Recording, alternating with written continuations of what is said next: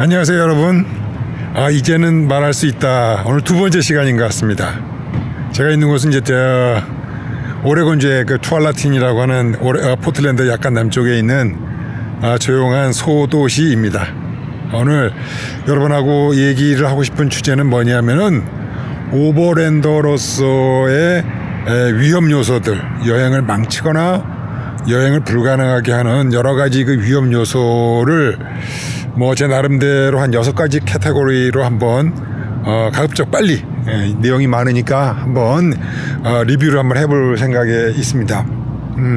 그래 이제 먼저 좀 지난 시간에도 말씀드렸던 거와 마찬가지로 오버랜더라고 하는 우리가 그 여행의 스타일들은 우리 소위 말하는 그 레저 여가를 보내거나 또는 투어 이렇게 이제나 사이트싱 이렇게 이제 구경을 하러 다니는거나 또는 이제 피크닉 이렇게 먹으러 다니거나 캠핑 또 어디 가서 며칠 한 2박 3일 정도 이렇게 야영을 하는 어떤 그것을 추구하는 그런 여행의 스타일하고는 조금 좀 다르죠. 가장 대표적인 게 지난번 시간을 좀 리뷰를 하면은 오버랜드 가장 특징적인 건 뭐냐면은 전이에요. 오랜 기간 동안 요즘 세대에 또 정의하는 오버랜드 정의는 또 타국을 넘어가야 돼요. 여러 나라를 걸쳐야 되고 그리고 여행의 목적이 레저나 캠핑이 목적이 아니라 어드벤처예요. 어드벤처 약간 모험심이 좀 많고 어떤 것을 탐구하기 위해서 간다 라고 제가 지난번에 첫 시간에 정의를 해드렸습니다. 그래서 이제 이러한 여행 스타일을 이제 추구하기 위해서는 당연히 또 이제 지불해야 될 어떤 위험 요소들이 이제 꽤 많이 있습니다. 그래서 오늘은 신체적인 위험, 그 다음에 정치적인 위험, 그리고 이제 재정적인 위험, 그리고 지리적인 위험, 그리고 우리가 이제 정신적인 위험, 마지막으로 장비적인 위험, 몇 가지를 이제 캐테고라이즈를 해가지고 한번 이게 길거리에서 장시간 원거리를 이제 왔다 갔다 하게 되면 생기는 이제 위험 요소들이 이제 어떤 것들인지 한번 여러분들에게 이제 맛배기로 한번 말씀을 드려보도록 하겠습니다. 첫 번째, 신체적인 위험으로 이제 보게 되면 우리가 가장 이 신체에 다가올 수 있는 게 뭐냐, 건강 문제죠. 이제 건강 각자 알아서 하는 거예요. 뭐냐면 다리가 이제 움직이기가 이동하기가 어려우신 분들은 당연히 본인이 그거에 다 이제 감수를 하고 출발하셔야 될 거예요. 불가능한 건 아니겠지만은 감수를 하셔야 되고, 건강에 관한 것은 이제 개인적인 문제이기 때문에 그건 이제 알아서 하시면 돼요. 그런데 이제 신체적인 위험 가운데서 이제 가장 이제 신경 써야 될 부분이 뭐냐면은 사고예요. 길거리에서 사고. 대단히 빈도가 높기도 하고, 가령 예를 들어서 교통사고가 났다. 내가 피해자일 수도 있고 가해자일 수도 있겠죠. 어떤 경우든지 간에 이게 한국이면 한국, 미국이면 미국 내에서 자기나 그 법적인 문제나 시스템이나 보험이나 이런 게 있으면 괜찮은데 외국에서 이제 말도 안 되고 이제 차량 보험은 사요. 대인 보험 같은 경우는 되게 이제 알 수가 없고 또 예를 들어서 스페인어로 쫙 써 있어요. 그러면 그게 뭔 내용인지도 잘 모르겠고 사회의 어떤 그 시스템 체계도 잘 모르고 법규도 잘 모르고 그러니까 되게 이제 오버랜더들이 하는 거는 뭐냐면은 각국을 넘어갈 때는 차량 보험을 하겠죠. 그러나 이제 아예 그냥 통괄적으로 해가지고 남미 15개 국가를 통과를 해가지고 몇 년 동안 생명보험을 든다든지 건강보험을 든다든지 이런 식으로 해요. 하지만 제가 보는 관점에서는 타국에서 그 어떤 예를 건강에 문제가 생겼다 그러면은 일단 자기 돈을 쓰고 나중에 클레임을 해야 돼요. 그 절차가 또 된다 하더라도 복잡할 뿐만 아니라 타국에서 특별히 병원이나 이런 데 가서 되지도 않는 스페인어를 가지고 또 되지도 않는 아라비아 언어를 가지고 한다. 이게 쉬운 일이 아닙니다. 그래서 일단은 사고를 내지 말아야 돼요. 대인 사고나 그 다음에 대인 사고 그리고 또 특별히 자기 건강 그리고 이제 자기도 다치지 말아야 되겠죠. 이런 오버랜딩 할 때는 국내에서 처리를 하기가 매우 어려운 그러한 신체적 위험이 항상 존재해 갖고 있습니다. 그래서 오늘도 무사히 여행을 했구나 오늘도 무사히 길에서 잘 수가 있구나 할 때 그 안도감이라는 것은 이제 대단한 것입니다. 두 번째로 이제 제가 말씀드리고 이제 싶은 또 내용은 뭐냐면은 오버랜딩을 할 때 항상 그 정치적인 위험이 따릅니다. 정치적인 위험. 이게 뭐냐면은 우리가 한국 여권이 뭐 세계 파워 2위다 뭐 이렇게 얘기를 하죠. 왜냐면 그 얘기는 무슨 뜻이냐면 한국하고 이렇게 대척을 하는 나라가 없다 이런 얘기죠. 힘은 미국이 센데 미국을 싫어하는 사람들 되게 많아요. 그렇기 때문에 각 나라가 어떤 정치적인 상황에 따라서 미국 패스포드를 가지고 웰컴하지 않는 나라들이 상당히 많습니다. 그래서 어떤 그 지금도 아시지만은 우크라이나 전쟁이 있어서 미국 여권이나 또 한국 여권을 가지고 이제 들어가기가 좀 마음이 깨름직하죠. 거기다 또 뭐 이제 이스라엘에 뭐 얼마 전에 보니까 성지순례 가거나 또 여행하시는 분들도 많고 지금도 전쟁이 지금 한참 무르익어 가는 상태에 있죠.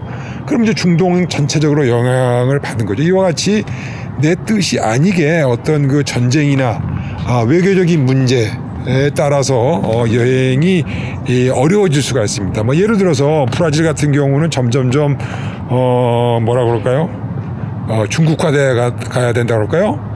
그래서 또 아르헨티나 같은 경우도 그렇죠. 이제 부도가 또 솔솔솔 나고 정치적으로 어렵기 때문에 특별히 아마 9월 1일부터는 예전에는 뭐 미국 여권을 가지고 3개월 정도 우리가 여행을 브라질에 할 수가 있었지만은 점점 이제 그쪽에도 탈미국화 바람이 이제 불고 그렇기 때문에 이제 달러를 안 쓰고 점점 위안화를 써가는 거죠. 근데 그렇게 되면은 예전에 없던 뭐 무비자 입국이 또 뭐 비자비 $250 내라 뭐 이제 이런 식으로 그 외교 관계에 따라서 상당히 이제 많은 그 영향을 받을 수도 있고요.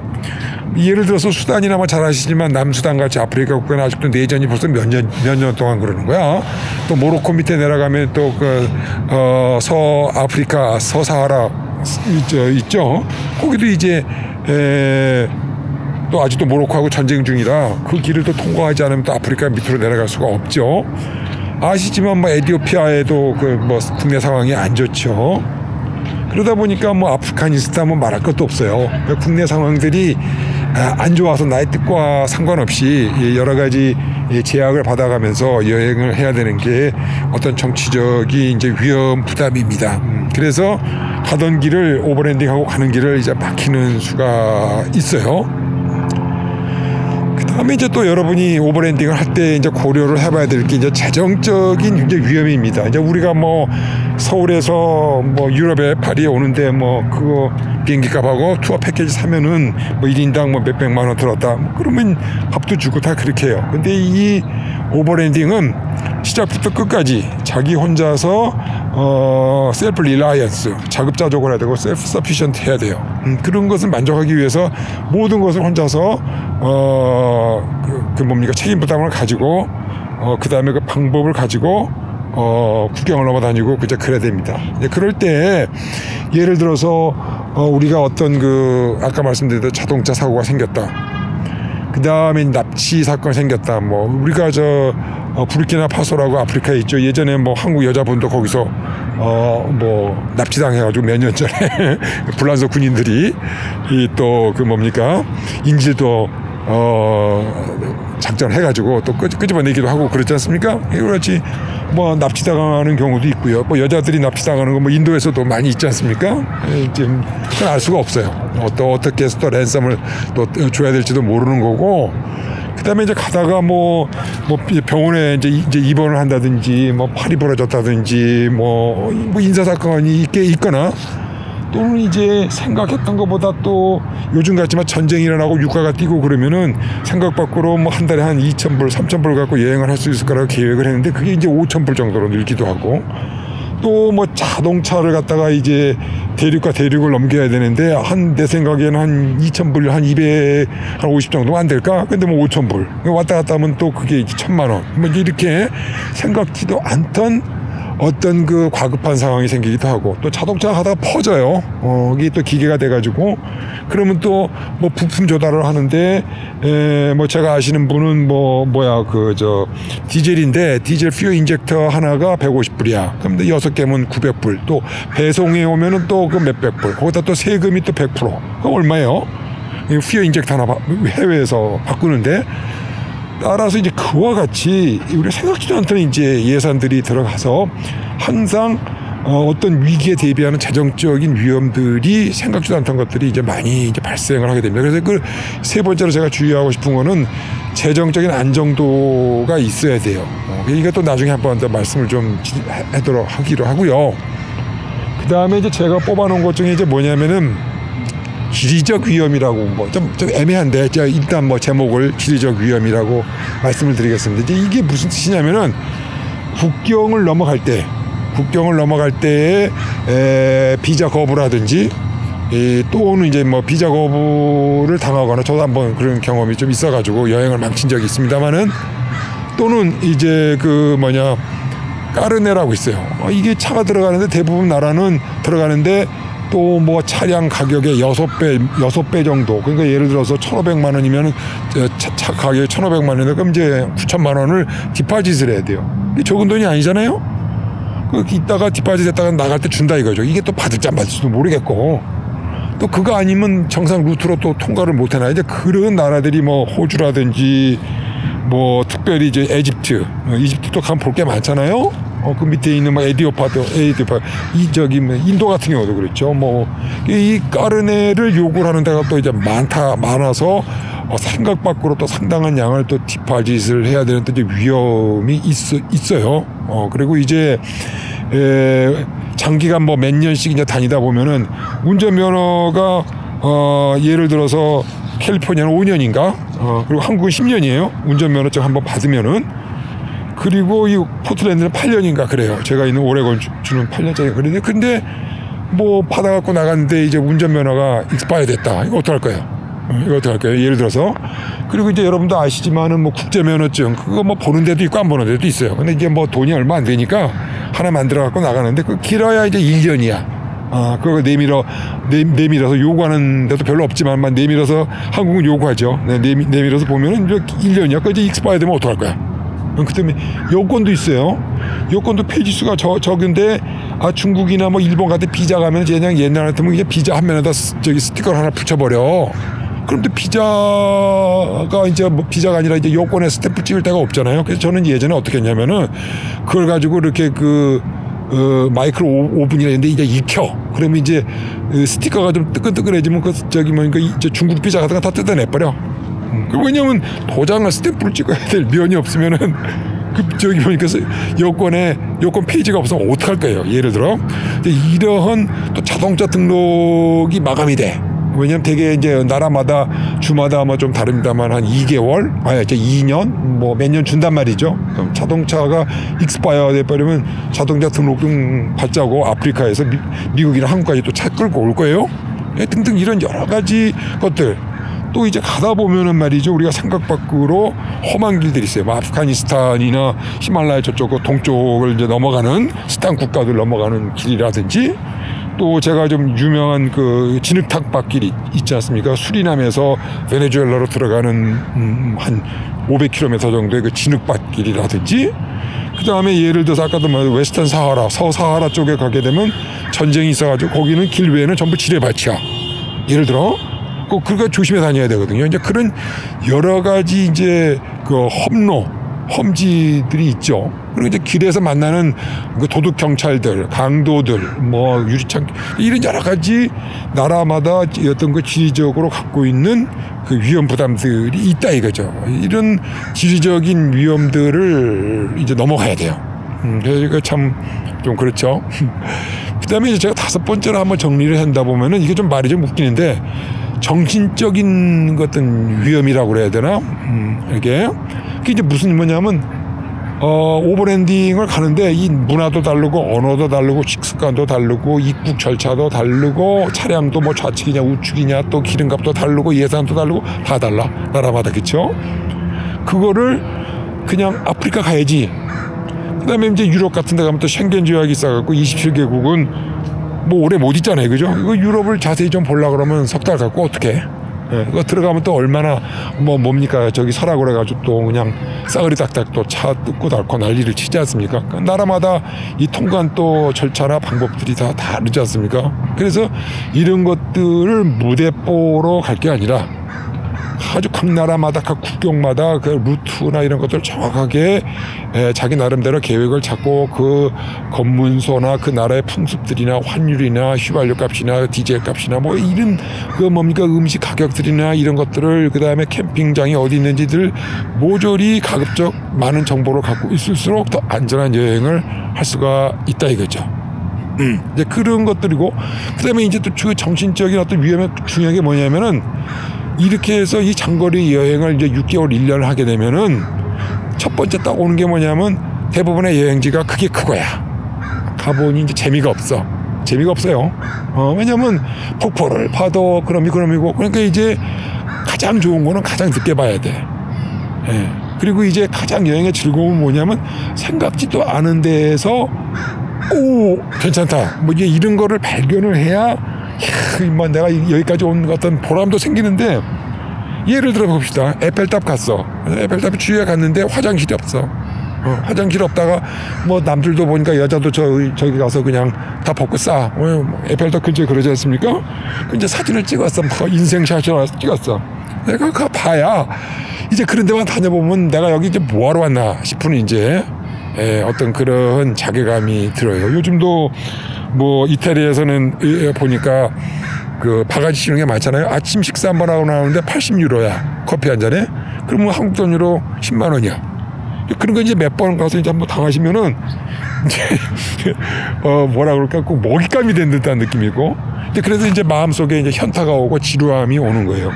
그리고 뭐 좋은 경관도 한두 번이지 하루 이틀 보게 되면은 이제 너무 많이 보게 되면은 지루해요. 그래서 여행도 강약이 있어야 되는데 이런 이제 정신적인 위험이 있어서 집에 가서 쉬고 싶어.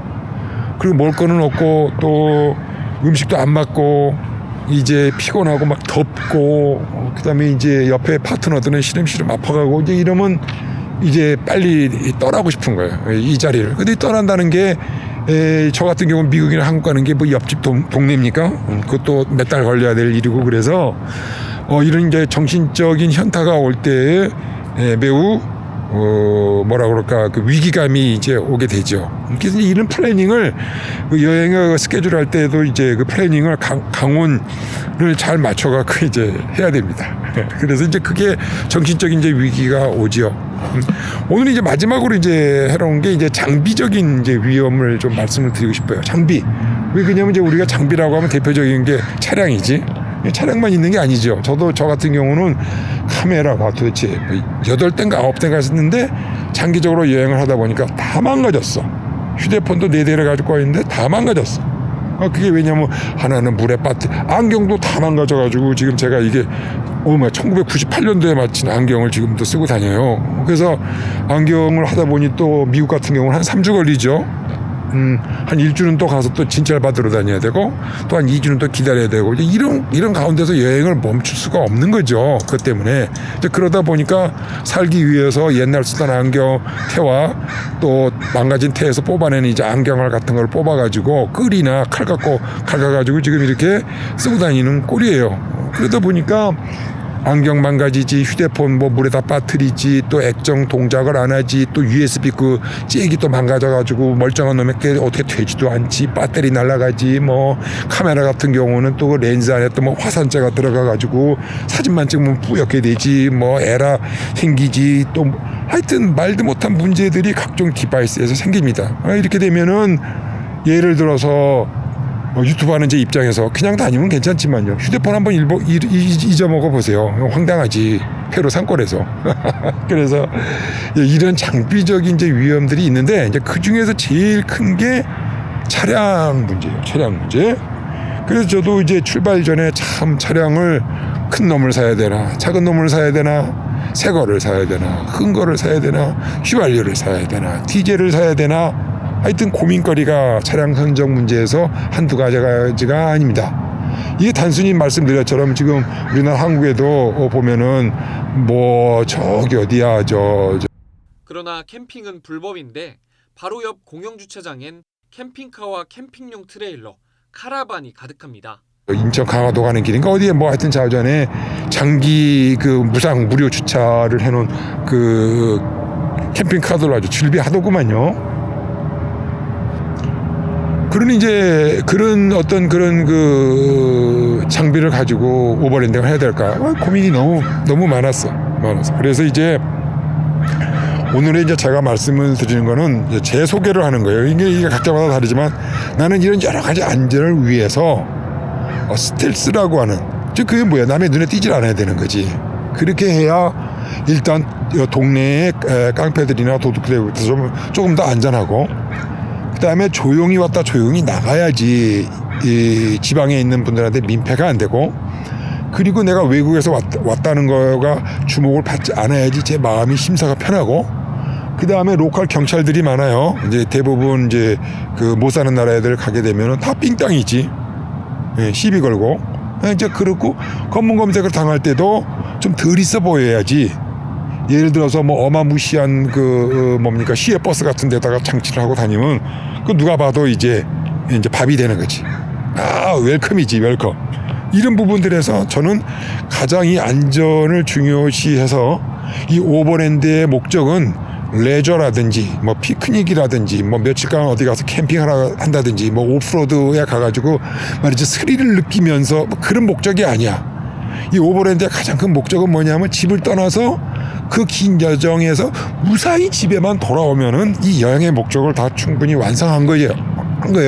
그 중에서 이제 얻었던 여러 가지 못 볼 꼴들, 그 다음에 발견하지 못했던 것에 대한 희락감, 그 다음에 이제 자기가 이 어려운 길을 갔다, 모든 걸 고난 코스를 돌고 무사히 집에 돌아왔다는 걸 안도감, 성취감. 근데 이게 사실 여행의 목적이지, 그렇지 않습니까? 그래서 이 스텔스라고 하는 것이 저한테는 굉장히 중요한 가치였다. 그럼 이 차량의 스텔스의 목적을 달성하기 위해서 어떻게 해야 될 거냐? 큰 차가 날까요? 작은 차가 날까요? 바깥에 이제 바깥 외관에다가 선루프가 있는 게 좋을까요? 아니면 벤트 같이 막 이런 게 있는가요? 바깥에 에어컨 설치를 해놓은 게 나을까요? 아니면 뭐 겨울에 다니는 무슨 무시동 히터 같은 거를 다는 게 나을까요? 아니면 위에다가 그 루프 캐리어라 그러나 위에다가 또 뭐 짐칸도 다는 게 나을까요? 아니면 어닝을 다서 달아. 그 누가 보면 다 알아요.